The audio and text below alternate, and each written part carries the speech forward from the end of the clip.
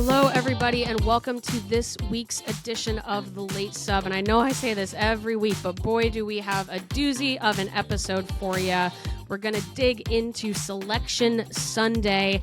Some people got a nice draw. Some people got a tough one. We've got some chaos ahead of us, hyping up the NCAA tournament. There's going to be some spicy games early on. It's anybody's game.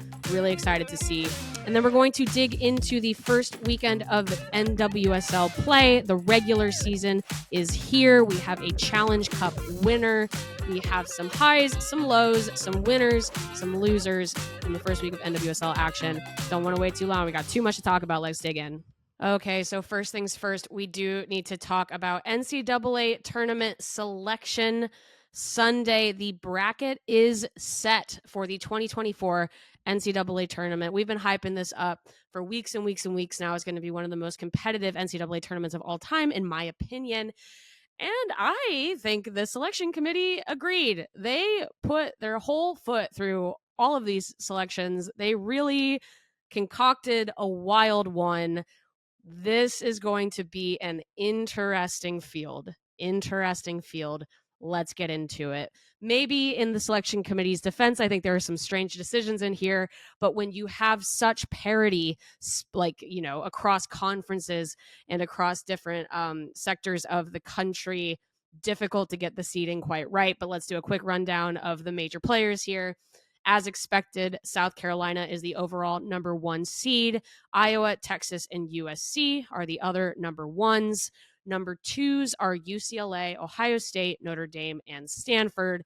And then the number 3s are LSU, UConn, Oregon State, and NC State. So when it's this tight at the top, I think everyone can kind of realize that your number 2 seeds and your number 1 seeds are going to be pretty close in quality. You might even have a couple sleepers in that number 3 seed. But I'm not sure anyone was quite expecting to see some of the powerhouse players, powerhouse teams in one region. Yes, we have to talk about the newly infamous Albany 2 region. Iowa is your number 1 seed in Albany 2. Number 2 seed is UCLA, and number 3 seed is LSU. So what that means is that the absolute latest UCLA and LSU can meet is in the Sweet 16, and the latest Iowa can meet either of those two teams is in the Elite 8. So, for example, you could see an NCAA championship rematch between the Iowa Hawkeyes and the LSU Tigers in the Elite 8. Unexpected, for sure. Though I guess my first response after this was like, oh, of course, for the narrative. Committee's being a little messy. They want to make sure they can put some of these matchups together early. But again, in defense of the committee, we'll talk about the implications of this in a bit, and I'll give you sort of my general top picks a little bit later as well. The conference tournaments, and I think I said this last week, that they matter and they don't, they do and they don't, they matter if you want them to. They really affected seeding. The conference tournament, going into conference tournaments, ESPN, for example, had UCLA and Stanford both as number 1 seeds. USC beats both of those teams, pulling both of them out of the number 1 seeds. As we see here, USC moves into a number 1 seed. And then Texas wins the Big 12 after not winning the Big 12 regular season. The axis gets shifted slightly. So you have UCLA again. UCLA considered to be one of the better number 2 seeds put into this bracket with Iowa. And then for LSU, you would say maybe conference tournament matters a little bit less because LSU has a good run in the SEC tournament. They play South Carolina close. We went a little bit long on LSU last week, so I won't go too deep there on some of my concerns about them. But you look at them end of season, they certainly look better than they have at the beginning of the season. However, because of the way the SEC was ranked this season, LSU didn't have a ton of opportunities to play a ranked team in the SEC. When they did, they played a team, for example, like South Carolina. They didn't win that game. And so for them, they only have one ranked win on the whole season, which is against Virginia Tech. that hurt them. That affected their seeding. So you're looking at this 1, 2, 3. You go, oh, well, LSU's so talented. How could they be a number 3 seed? They haven't lost that many games. How could they be a number 3 seed? It's that. It's about strength of schedule. And Kim Mulkey has been criticized for her strength of schedule before, though obviously that worked really well for them last year. There are other really good teams lurking in this area of the country as well, this region. There's a really good Kansas State team at number 4. They they defeated Iowa earlier this season. So one of Iowa's losses is to Kansas State already. They would be on a crash course to meet them early. Louisville is lurking near LSU. They would meet each other perhaps in the second round. Should both of those teams win, there's some narrative there for Haley Van Lith, who is famously a grad transfer from Louisville to LSU. And like for second round, number 1 seed, Iowa, if they do win in the first round, which I think is an easy assumption, they're going to play the winner of West Virginia, Princeton. Those are 2 good teams. So this is a tough section of this bracket for Iowa, who is the number 2 overall seed. They are the second number 1 seed. So I guess no one can accuse the committee of overscheduling in favor of Caitlin Clark. They're going to make that team go through some really, really good matchups to theoretically make a Final Four. I will be honest, though. So I find tournaments really really interesting. I follow this obviously in the basketball context, but I think also you look at it in soccer too, like in the World Cup, right? To win a World Cup, you don't always have to beat all of the best teams in a tournament. You just have to beat the team in front of you. Brackets are the same, right? So this is not great for Iowa. And I understand why Iowa fans are frustrated by this based on their body of work over the course of the season. But I'd certainly still rather be them in this scenario than UCLA or LSU. You know, UCLA, like I said, former projected number 1 seed, they lose in overtime to USC in the Pac-12 semifinal, and it really affected their path to the Final Four. Because if you look at it, again, you look at sort of the way the bracket works, Iowa might have to defeat either LSU or UCLA, but if you're LSU or UCLA, you might have to go through both of those teams. That's a tough draw. Other quality teams in this part of the bracket, Colorado. We have another Pac-12 team kind of lurking. Their seeding isn't as strong. They had a rough Pac-12 tournament. They looked a little bit tired at the end of the season. I think they slipped a little bit at the end of the Pac-12 season. It's a very punishing conference, but they've already beaten LSU once this year. So this one is really, really fascinating because I could totally see 2 things happening. I could see a team like Iowa ready to handle this, ready just to kind of play that game in front of them. I could also see UCLA and LSU wearing each other out, right? And something like the Sweet 16, that's better for Iowa. But it's so fascinating. And I think this is like that good first stark picture of there are so many good teams in this tournament. And as we all know, right, only 4 can make the Final Four and only 2 can make the championship and only 1 can win. There are going to be a lot of really good teams that we say goodbye to early in this one. So fascinated by Albany too. Those are all games you want to watch. Not a single easy matchup in that one. There might be some bracket busting there. If slight bracket busting. On the flip side, if there are, losers to something like Selection Sunday, there also have to be some winners, right? What a good draw for USC. USC was not really in contention for the regular season title in the Pac-12 due to some of the losses that they took while they were sort of figuring their rotations and their roster out. But that win in the Pac-12 tournament really changed things for them in the context of their journey towards the Final Four. The number 2 seed in their part of the bracket is Ohio State. Ohio State had a shocking early round loss in the Big Ten tournament. They looked a little bit, maybe fatigued is the right thing to say. They looked a little bit pushed off of their game by sort of that big end of season, regular season loss to Iowa, in which Caitlin Clark broke the Pete Maravich record. And then they had a really rough start to the Big Ten tournament. So you do wonder if Ohio State is a little bit vulnerable right now. The number 3 seed is UConn, who actually is gelling quite nicely. They're having to play small ball. They win the Big East tournament while temporarily losing Aaliyah Edwards to a broken nose. I think they're expecting her to be back, if not necessarily for their first game of the NCAA tournament, but certainly later. You have to be slightly realistic with UConn as well. They are only probably going to have around 8 available players for the NCAA tournament due to all of the injuries that they've picked up this season.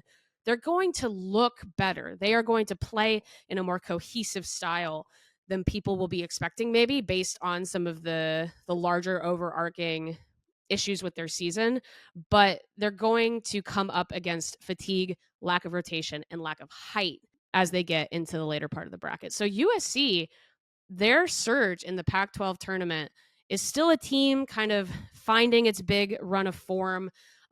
They were that great collective unit against Stanford in the tournament final.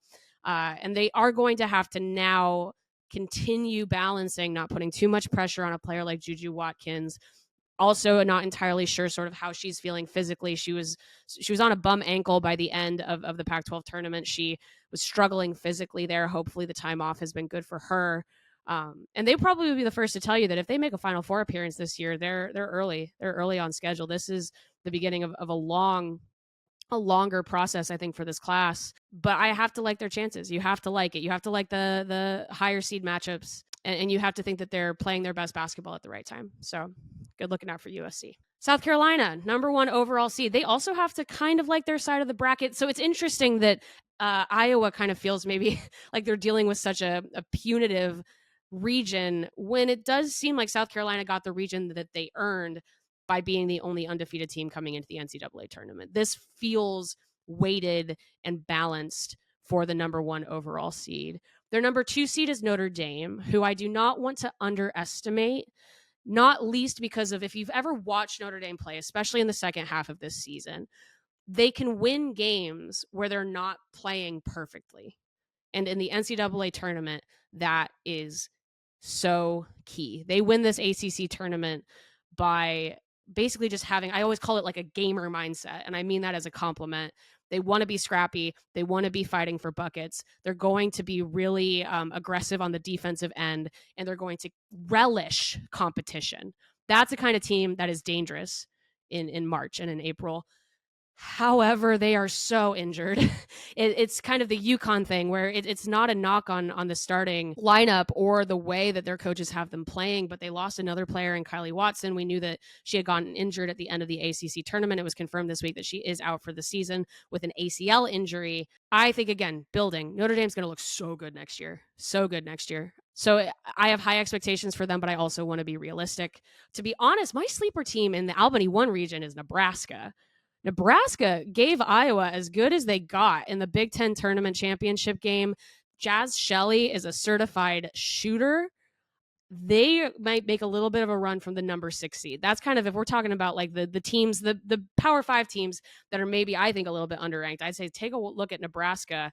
They had to come out of that Big Ten conference tournament feeling really good about how they're playing right now.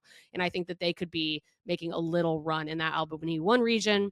Also Oregon State, not to be underrated. I struggle sometimes to know exactly what to think of Oregon State other than just to give them, they've got shooters too. They're a good offensive team, and they are so well crafted by the difficulty of the Pac-12 this year that if you look at maybe the teams coming into this tournament who are tested and know what happens, how they adjust when things aren't going well, they know how to play physical ball games.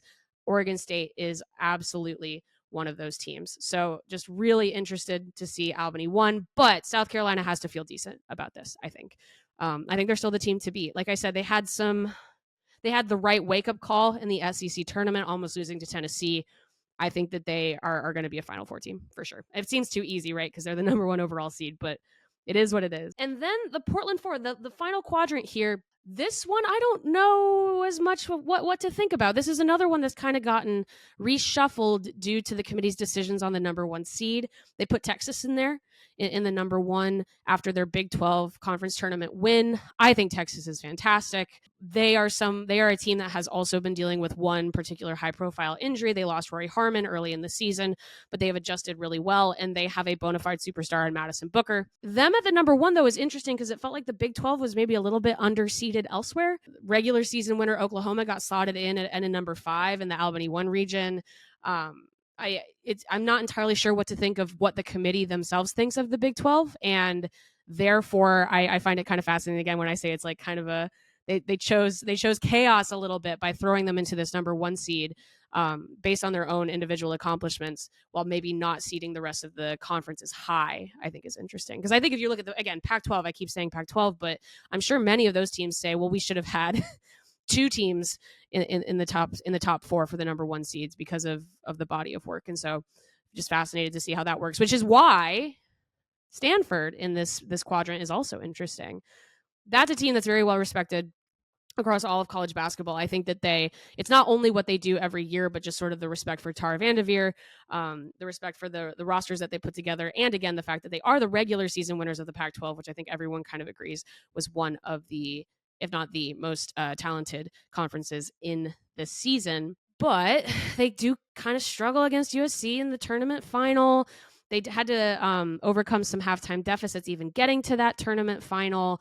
There is probably that lingering worry that they can't always execute when Cameron Brink is shut down. So maybe the scouting report is a little bit too easy for Stanford, or at the very least, Stanford is not in control always of whether or not they can deal with the scouting report, depending on how the rest of that team plays. With the way things are seated right now, Texas's road to the Elite Eight is good. I think it's pretty decent. I think Stanford has a little bit of a trickier one because they're going to have to face the winner of Iowa State versus Maryland, who are two teams that are playing really good basketball right now. Like I said, Maryland knocked off Ohio State in the Big Ten Conference Tournament. Iowa State, again, sort of that question of like, where do these Big 12 teams match up? But they're playing some of their best basketball right now too. So all of which to say, I feel like there were some curveballs in what we're seeing in the seeding, but also maybe just some natural extensions of the storylines that we sort of expected, right? Pac-12 teams maybe a little bit underseeded at the top. You know, some you say something like Stanford at the number 2 or UCLA at the number 2. I'm sure those teams would say, yeah, we play like number 1 seeds, and so you should be worried about us lurking in the bottom of your bracket. LSU's seeding on their strength of schedule is not always indicative of how they actually play. They could possibly be one of the top 4 most talented teams in this tournament, but you have to base it on body of work, right? So you have these teams all brewing on one side of the bracket. We're seeing teams like Arizona and Vanderbilt make it in on strength of conference. Is that sort of ongoing respect for the Pac-12, for the SEC. ACC probably didn't get quite the benefit of the doubt in the same way. We're not seeing Miami in this tournament. ACC also did not get a number 1 seed. So just interesting to see how that conference is so competitive. But I am curious kind of what the logic is there to say, okay, this is a very competitive conference, but we're not going to place, I think their highest seeding was Notre Dame at that number 2.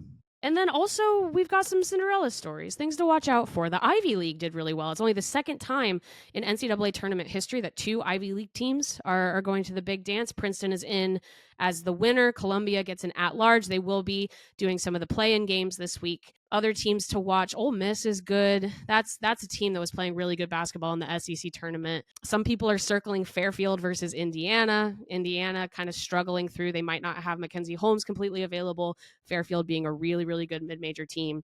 But regardless, it's a talented field. The thing I always struggle with, and maybe this is just me being simple, being basic, you guys can tell me, is when I look at a bracket, I'm always like, oh, I could see this going either way on each individual matchup.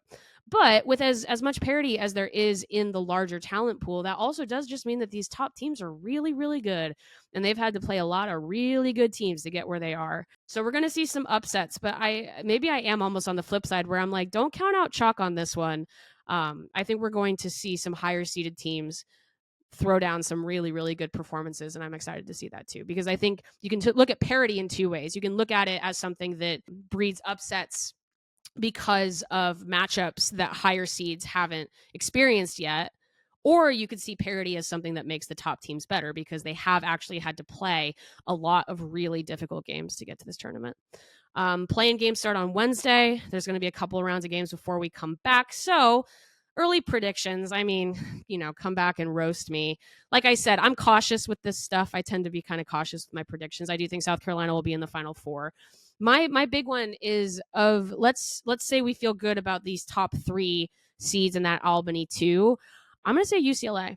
I'm going UCLA. I think I talked a lot in this segment about the Pac-12. I watched all of these conference tournaments. UCLA is so tall inside. I think that they are more weathered than LSU is. And so I kind of like UCLA in this matchup against LSU. Again, not just based on talent, but also just having been in those kind of you have to grind it out situations. And I think Iowa, we've seen Iowa struggle when Caitlin Clark doesn't have passing outlets in the paint, and she has to start pushing from distance. And then Iowa gets into a shootout that isn't as balanced as they want it to be. So I'm going to say UCLA. So this is, again, where you guys are going to see my pitch here. I'm going to say Stanford and USC are my other two Final Four teams.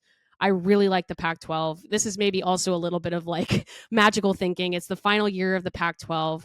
I would like to see a number of those teams make it into the Final Four. Stanford and USC have questions, but they have questions brought out by the strength of competition. And so I think if Stanford can make it through the conference with the regular season championship, I think they can make it through that quadrant. Certainly think they can make it through that second round game. And then, USC, for all the reasons I stated above, I think they're going to have a good road. I think they're hitting at the right time. I think Juju Watkins is made for this moment, and as long as she stays healthy, she's going to be putting up some good numbers. And I like it. So I'm gonna say it's South Carolina versus the Pac-12.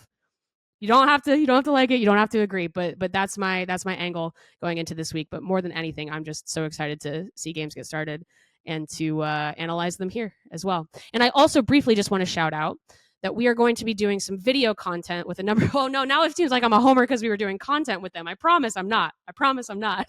But we have some really exciting video content coming out with Stanford, with UCLA, and with USC. I think I'm really excited for you all to see it. We've got Cameron Brink talking to people on campus. We've got some really nice one-on-one interviews with some of the players for UCLA and USC. Now I just seem like a big old homer. I promise I'm based in the Midwest, but I do like these Pac-12 teams. And I can't wait for you guys to hear more from them on all of the JWS channels. All right, so let's pivot over to the world of soccer. The games are upon us. Spring has sprung. The NWSL is back with a full match weekend that we're going to do a quick recap of. We're not going to get too granular on any individual game. There's so much to talk about, guys, but we are going to get into some of the big results, some of the big winners, big losers, as we get a first look at a lot of these teams that have seen a lot of change over the offseason. I love the first couple weeks of the season, not because I always think that when things don't work, it spells disaster, but because you can go, oh, here are some big obvious things that some teams are doing really well and some teams need to work on. So first things first, let's hit San Diego Wave. They have won the 2024 Challenge Cup with a 1-0 win over Gotham FC. That was the first game broadcast on Prime. I think a big topic of conversation this week is just sort of people getting used to the new TV structure. I like it. I think people respond to change. I myself respond to change by being like, what's going on? And then we figure it out. I liked the Prime broadcast. It was a good game to start the season. Alex Morgan gets a free header late. She's having a great couple of weeks to start off the year. Really, really nice narrative. I think I said last week that I expected some of these top Gold Cup participants to do well in the NWSL, and I think we really did see that. And then the next day, another huge game, saw Kansas City take down Portland 5-4 in a wild match, which also doubled as the stadium opener for the Kansas City Current. And it was also the first ever NWSL broadcast on ABC. North Carolina stomped Houston 5-1 on Saturday with some major contributions to some new signings. I really like the courage. I think they lost some players, but did the right moves to keep their system and to stay dangerous in 2024. Bay FC gets their first win in club history with a goal from Asisa Oshawala. Fantastic signing. They defeat Angel City 1-0. Mallory Swanson makes her return for the Chicago Red Stars. They spoil the big homecoming party in Utah 2-0 behind another excellent game from goalkeeper Alyssa Nair as well. She is playing lights out right now.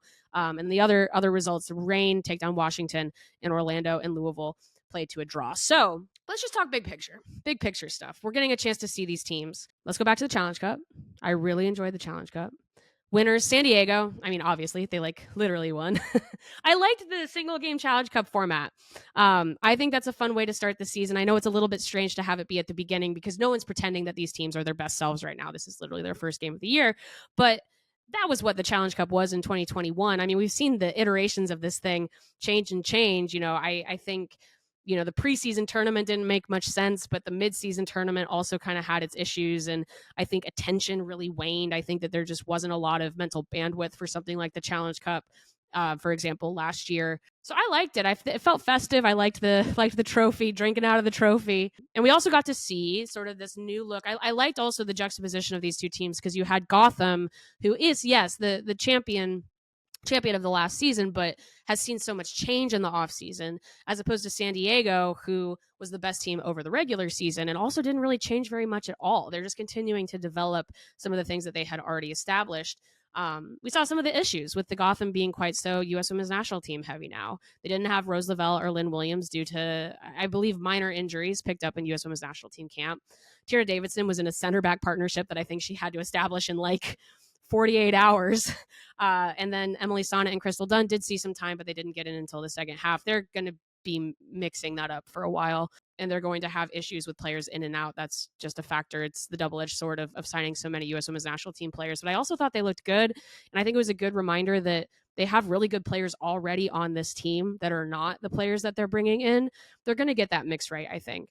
And then San Diego just looks like the team that we know them to be.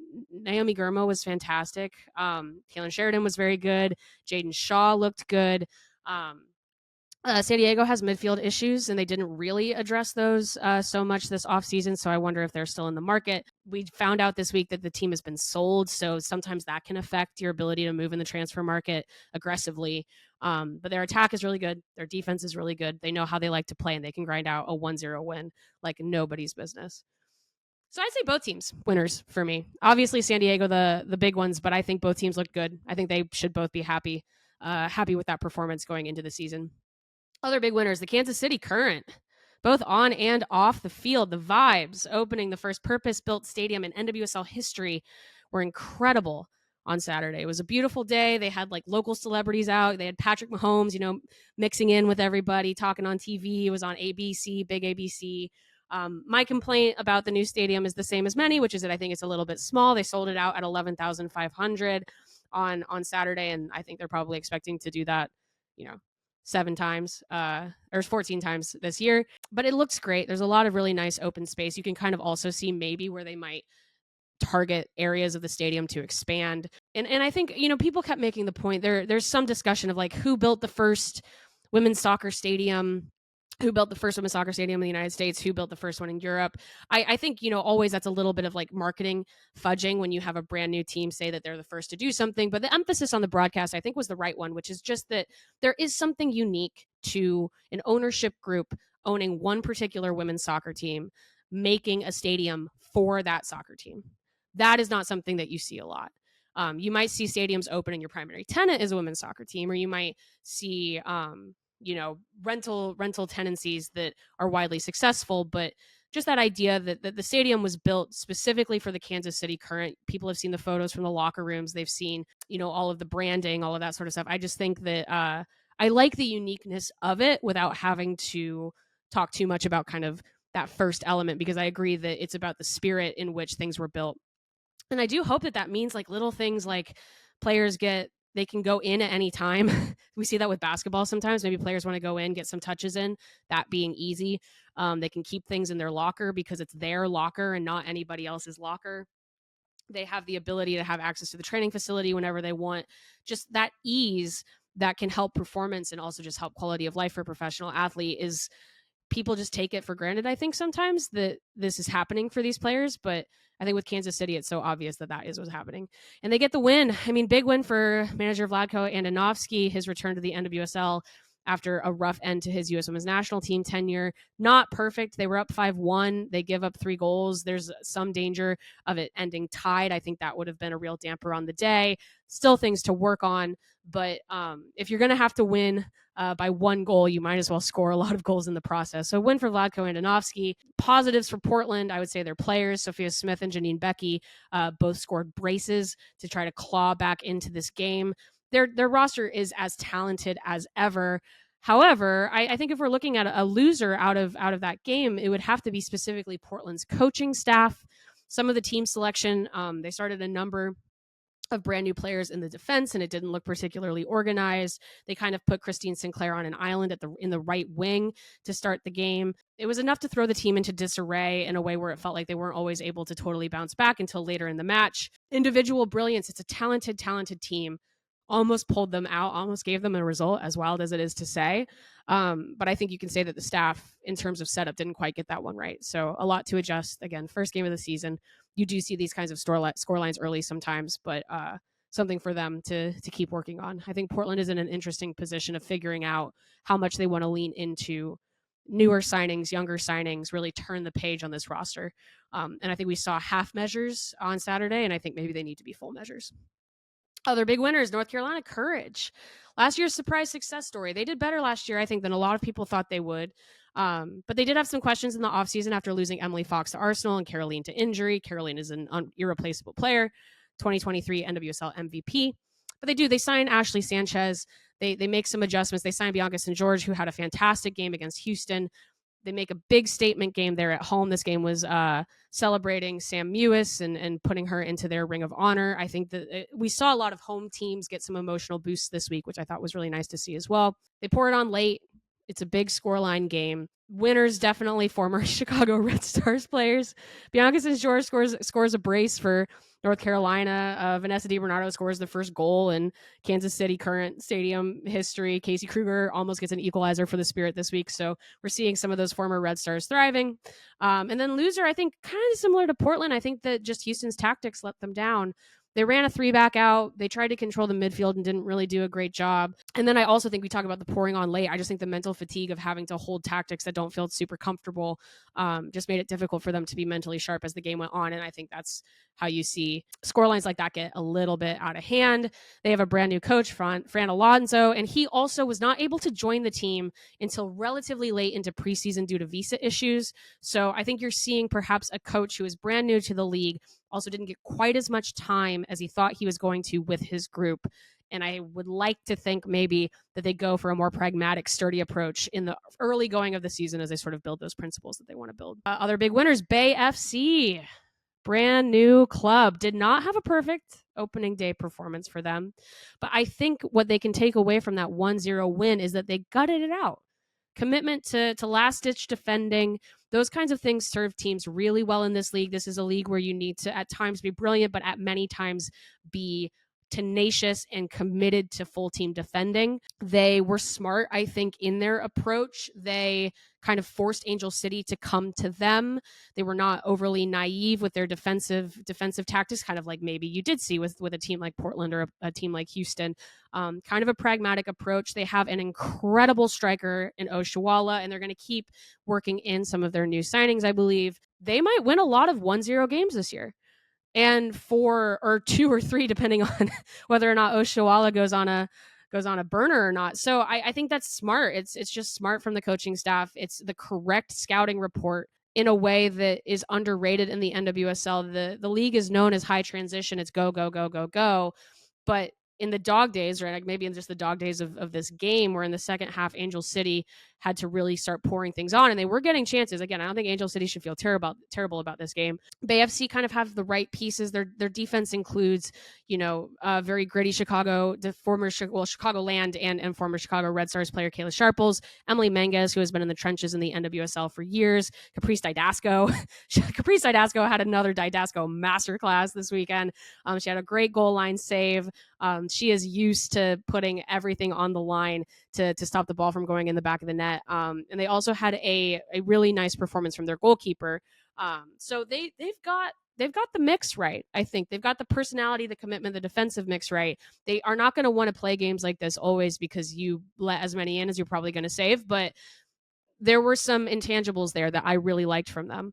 And then for Angel City, I actually think a couple adjustments and Angel City wins this game, and they should feel good about that. I actually more and more like Angel City's roster construction. I like their young players. I think Amandine Henry is going to be very important in their midfield. I think Rocky Rodriguez is also going to be. I think that you had a player like Sarah Gordon going toe-to-toe with Oshuala.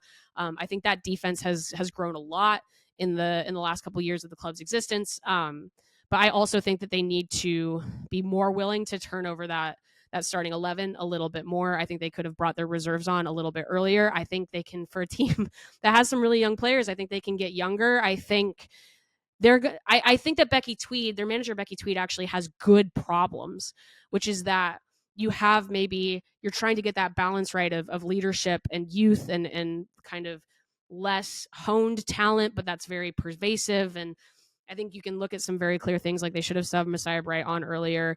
They bring Giselle Thompson on, and the game starts to shift. They have good problems. Angel City has good problems, and I think that should hopefully be exciting for them. As disappointing as I think it probably was to lose at home to an expansion team, there's potential there, and I think that they should feel good about that. Other winners, all of us. Anybody who likes to see Mallory Swanson play soccer. She makes her return to the Red Stars. I liked that game from Chicago. Again, more intangibles than actual soccer necessarily. Individual performances. I mean, their 2 goals were really nice. But I think that Chicago, even last year when they were struggling, they were always competitive in the attack. They've got some really talented attackers. They've got some nice creative attacking midfielders. They've got a wealth of strikers that they can bring on in the second half that are young and know how to play NWSL ball really well. They still have structural issues in that defense. Utah a little bit hard done by. I think you just have to tip your cap to Alyssa Nair, keeping some of those out. It wasn't that Utah did not get into dangerous spaces or did not get a couple really nice shots on goal. Nair is just on God mode right now. And so you just have to say, well, one of the best in the game, and we move on. But yeah, the Chicago Red Stars, they are a team that was always in sort of that upper echelon, but that was papering over a lot of deeper issues. At some point, the cracks totally open, team falls through. But I'm just happy to see that team, I think, just feeling a little bit better. And I think you can tell, like, perhaps a player like Nair, who really struggled at the club level last year and is doing already, just in a small sample size, much better when things are a little bit more normal, when you feel a little bit more supported, when we talk about this organization, all of those things. Nair is set up to succeed. So she's almost like the canary here for better vibes, in that if Alyssa Nair is executing better than she was last year, that means that there are things that are going on better behind the scenes. And Swanson looked sharp. She was a ball of energy. Really excited to see what she can do as the season goes on. And then just sort of the more middle ones, I think less to be gleaned from Washington and Seattle. Seattle looked amazing in the first half. They should have had 2, 3, 4. They had Washington on their heels. Washington looked disorganized. They look like a team with a lot of roster turnover themselves. Washington is with an interim manager. There was a way to push here, and then kind of in classic Seattle Reign fashion, they didn't quite get that second goal, and suddenly they were in danger of conceding an equalizer. So same old Reign, goods and bads. And I think that's a positive, because they did lose some significant talent in the off season, but there's such a steadiness to that team. But it is still just that question, even just weekend 1, of like, okay, so what is different? What's going to put you over the top?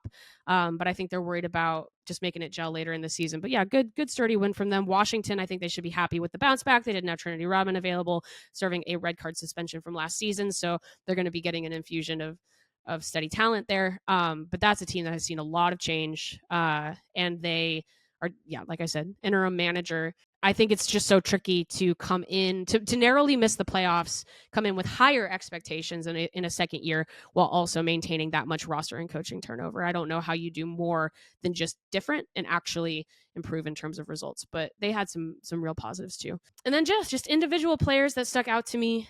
Some of these are kind of obvious. Sophia Smith looked great. I think you can just tell that there's a little bit of focus in her eyes. There's a little bit of, she really, really wants this to be a strong start of the season for her. I think that that's very influenced by U.S. Women's National Team standing. Bianca St. George in as a forward for North Carolina. Fantastic. North Carolina is going to score a lot of goals this season. I think that they're one of the more tactically interesting teams in the league right now. Shout out to Sean Nahas. I think he's done a really nice job. Interested to see how people play them. Once the scouting report comes out, I'm fascinated to see how other teams try to match up with North Carolina. Naomi Girma, great as always. Just fantastic in that Challenge Cup game. Thought Tierna Davidson also looked good. Alyssa Nair looked really, really good in that game for Chicago against Utah. So a mix, maybe, let's say. So, maybe too obvious to hit on some of these goals. Oh, Bia Zanarero as well for Kansas City, off of a really, really nice Gold Cup tournament for Brazil. Not surprised to see some of these international stars do well in the first week, but so much here to dig into. Can't be too high or too low off of week 1, but we're going to see some adjustments. We're going to see some changes. Can't wait to see how the rest of the season goes. So we're going to leave it at that for this episode of The Late Sub. Definitely tune into the first couple rounds of the NCAA tournament. We'll be discussing those next week. Have a whole full slate of NWSL games over the weekend as well. More things brewing in the future. Check out some of our really exciting video content that is coming up. We're hyped. We're hyped for this. It's like we keep saying, off season's over. We're in season now. That's what we're doing for March Madness. Shout out to my producer extraordinaire, Parker Fenton. A lot of that video work is hers as well. It is so excellent. And we will be back next week with another episode of The Late Stuff.